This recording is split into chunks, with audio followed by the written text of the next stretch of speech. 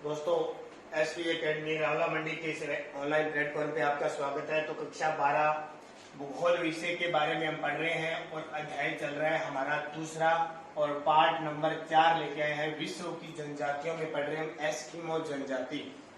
Eskimo जनजाति कहाँ रहती है, एस्किमो जनजाति कहाँ रहती है, किस तरह वो शिकार करती है, कैसा उसका भोजन क्या खाती है, उसके वस्त्र क्या होते हैं, सब के बारे में हमने पूरी डिटेल से पढ़ ली। अब एस्किमो जनजाति में बात रहती है कि इनका निवास ग्रह किस प्रकार के क्षेत्रों में यह रहती है, इसके बारे में हम चर्चा करेंगे। निवास ग्रह के बारे में बात करेंगे। तब अब ठंडे प्रदेशों में रहती है, बर्फ के क्षेत्रों में रहती है, तो इनका घर कैसा होगा इसके बारे में तो ध्यान रखना। इनका निवास स्थान बर्फ, हड्डियों, पत्थरों, चमड़े से बने घरों में होता है। ठीक है, इनका निवास स्थान बर्फ, हड्डियों, पत्थरों, चमड़े से बने घरों में होता है, वहां रहते हैं। ये घर कैसे बनाते हैं, देखो, बर्फ से बने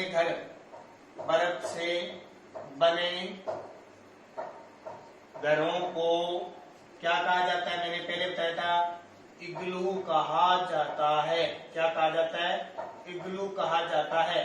अपने क्या करते हैं, घर बनाते हैं ना, तो ऊपर छत में गार्डर लगाते हैं ना, गार्डर, उनकी जगह ये हड्डियों का प्रयोग करते हैं। ये जैसे बर्फ से घर बना दिया इन्होंने, ठीक है, बर्फ से इनका घर बन गया इस तरह।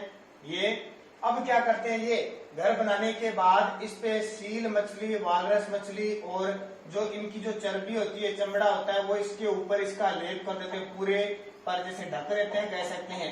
ढकने से फायदा क्या होगा, इनको ढकने से फायदा ये होगा कि जब सूर्य की किरण पड़ेगी, क्योंकि 6 महीने रात होती है, 6 महीने दिन होती है, तो सूर्य की किरण पड़ेगी तो ये बर्फ पिघलेगी नहीं।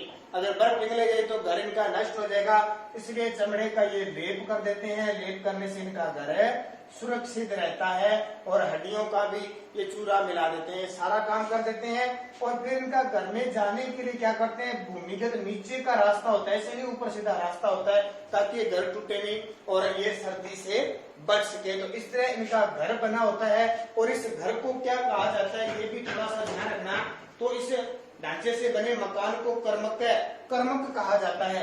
जो ढांचा बना होता है मकान का, मकान के ढांचे को कर्मक कहा जाता है, कर्मक कहते हैं, ध्यान रखना।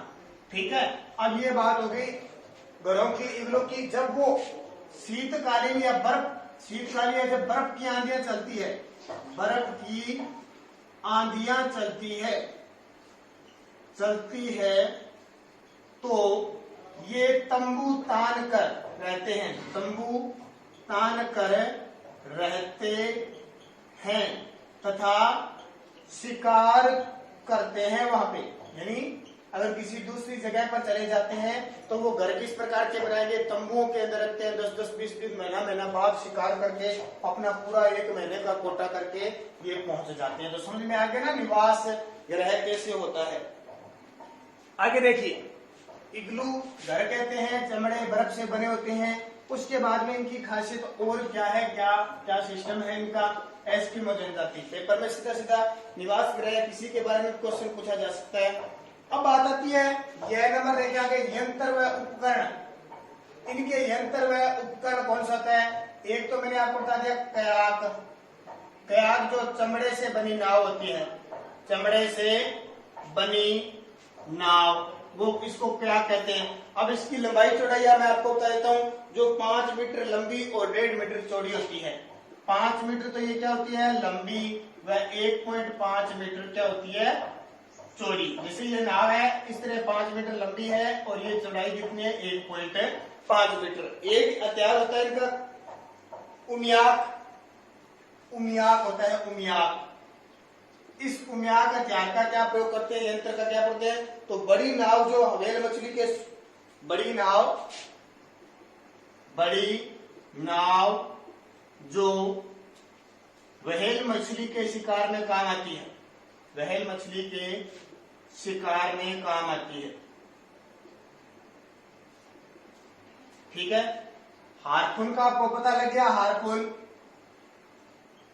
मछली का शिकार करने के लिए यंत्र, मछली का शिकार किया जाता है इसे हार्पून से। और देखें स्लेज, तो स्लेज तो पता ही है, स्लेज इनकी गाड़ी होती है बिना पहिए की बर्फ पर रेंडियर के द्वारा खींची जाने वाली गाड़ी को क्या कहते हैं? स्लेज गाड़ी कहा जाता है। यानी बिना पहिए की होती है और बर्फ पर चलाया जाता है। रेंडियर जो जानवर होता है उसके द्वारा इसको खींचा जाता है, इधर उधर शिकार करने के काम में आती है। ये सारे आपके क्या हो गए? स्लेज, उम्याक, क्याक और हार्पून यंत्र और उपकरण होगी। अब देखो समाज में इनकी संस्कृति कैसी है। एस्किमो जनजाति की समाज कैसा है, इनकी संस्कृति क्या होती है, क्या करते हैं क्या नहीं करते हैं, इनके बारे में अपने डिटेल पढ़ते हैं। एस्किमो जनजाति की समाज में संस्कृति किताबों में बढ़िया तरीके से पढ़ते रहना। आपको मुख्य मुख्य बातें बता रहे हैं यहाँ पे, ताकि आपको आसान हो जाए, समझ में आ जाए। बात समझ में तो आ रही है ना सारे? तो वीडियो देखते हो ना यूट्यूब पर, तो नीचे कमेंट कर दिया करो कि हाँ सर समझ में आ रही है। सभी कोई चीज पूछनी हो तो कमेंट कर दिया करो, ताकि हमें पता लग जाए कि आप देख रहे हो। समाज संस्कृति, तो ये लोग छोटे छोटे समूह में रहते हैं। ये लोग छोटे छोटे समूह में रहते हैं, यानी छोटे छोटे समूह बना के रहते हैं। एक ही परिवार हो सकता है। इनका जीवन घुमक्कड़ जीवन बताते हैं, घूम फिर के जीवन बताते हैं। घुमक्कड़ जीवन है इनका।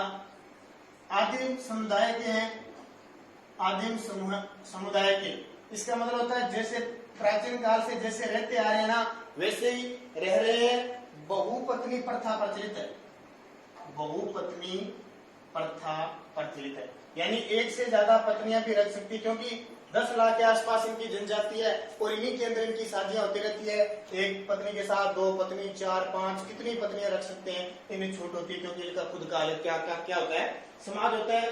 पितृवंशीय समाज है इनका, पितृवंशीय समाज, यानी पिता की चलती है समाज में, और पिता के बाद उसका पुत्र क्या होता है, उत्तराधिकारी होता है। और देखिए खासियत क्या है, एस्किमो जनजाति लोग उत्सव वगैरह बनाते हैं, जादू टोने में विश्वास करते हैं, उत्सव बनाते हैं, जादू टोने में विश्वास रखते हैं। जादू टोना होता है ना, उसमें विश्वास रखते हैं। एस्किमो एल्यूट भाषा बोलते हैं। ध्यान रखना, इनकी भाषा कौन सी है? एल्यूट भाषा। भाषा कौन सी है? एल्यूट भाषा बोलते हैं। एस्किमो जनजाति एल्यूट भाषा बोलते हैं। कठोर शीत ऋतु में,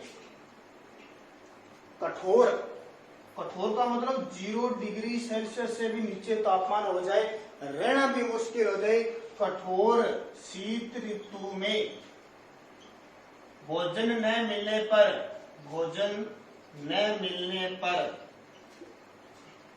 बुढ़े लोग जो व्यक्ति होते हैं, बुढ़े व्यक्ति आत्महत्या कर लेते हैं, आत्महत्या कर लेते हैं।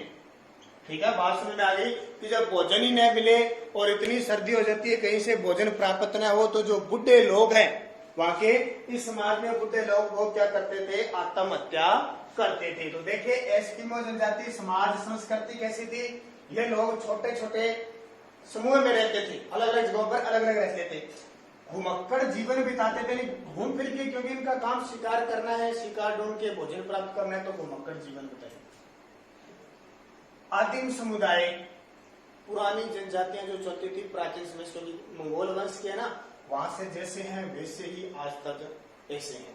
बहुपत्नी प्रथा प्रचलित है, एक से ज्यादा पत्नी रख सकते हैं। पितृवंशीय समाज है, पिता मुखिया होता था और पिता के बाद उसका पुत्र ही मुखिया होता था। उत्सव समारोह बनाने की परंपरा थी, उत्सव बनाते थे। जादू टोनों में विश्वास करते थे, जादू टोने होते हैं ना, तंत्र मंत्र विद्या, उसमें विश्वास करते हैं, क्योंकि वहाँ डॉक्टर तो है नहीं, जाकर डॉक्टर को दिखा ले, तो तंत्र मंत्र से झाड़े फर्स्ट करके और अपने को स्वस्थ रखते थे। भाषा इनकी एल्यूट भाषा है। कौन सी? एल्यूट भाषा है। कठोर यानी 0 डिग्री से भी नीचे। आपने कभी बर्फ का हाथ में टुकड़ा लिया होगा, वो तो कुछ ही नहीं है, ज्यादा ठंडा नहीं होता है, फिर भी आप 5 मिनट रख के देख लो आपकी स्थिति कैसी होगी। उससे कहीं 10 गुना ज्यादा कठोर शीत ऋतु होती है वहां पे। तो भोजन न मिलने पर बहुत समय आ जाता है, भोजन मिलता नहीं है, कहीं जा नहीं पाते हैं, शिकार मिलता नहीं है, तो जो बूढ़े व्यक्ति होते हैं वो क्या कर लेते हैं, आत्महत्या कर लेते हैं। फिर देखिए वातावरण समायोजन इनका कैसा है।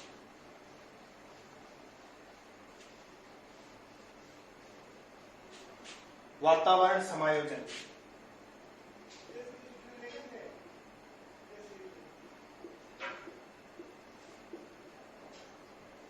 वातावरण का समायोजन कैसा है उसके बारे में पढ़ेंगे, किस तरह के वातावरण में रहते हैं। तो कल के वीडियो में हम बात करेंगे वातावरण समायोजन की। वातावरण समायोजन रह गया, और आधुनिक संस्कृति से इस जनजाति का कितना संपर्क है वो 2 चीजें पढ़ेंगे। फिर हमारी एस्किमो जनजाति वो क्या है, पूरी हो जाएगी।